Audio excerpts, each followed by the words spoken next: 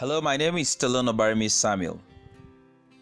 Human beings think in pictures and we are drawn towards the image we hold in our mind. Take for instance, race car drivers. They are taught to immediately look towards the recovery point if their car is going out of control and heading toward the wall. They are taught not to look at the wall because while they are braking and adjusting, their steering wheel will move based on where they're looking. Have you seen somebody that's on a bike and he's going towards a wall and he keeps shouting and looking at the wall, and because he's looking at the wall, guess what? He smashes the bike, he hits the wall eventually. Worrying is thinking about what you don't want.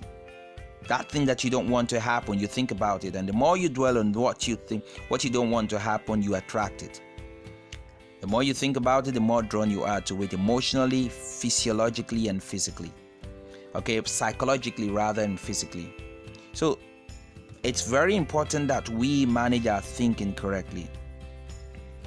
Like the guy that's the little boy, or the guy that's riding a bike and hits himself against a wall or a rock because he's looking at it. That's the way everybody runs their life and they don't know it. You see? But take the bike rider for instance. If he learns to look another way that he wants to go, guess what? He won't hit himself against the rock or the wall. That is a discipline of controlling your thinking. When faced with a difficult problem in your life, you must quit dwelling on the difficult problem. You must dwell on the solution. If you are ill, you must stop thinking ill and start thinking well. If you are poor, you must stop thinking poor and start thinking wealth or affluent. If your marriage isn't going well, you need to stop dwelling on how it isn't going well and visualize the way you want it.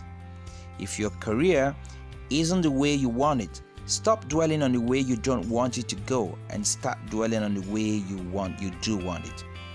This requires a tremendous amount of discipline.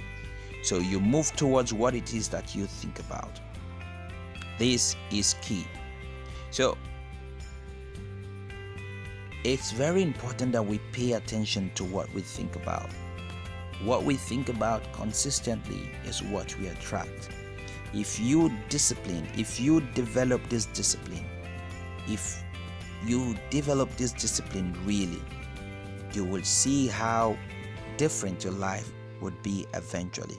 The pictures you create, the things you look at, the positive things you look at, you think about, are the things you're going to attract to your life.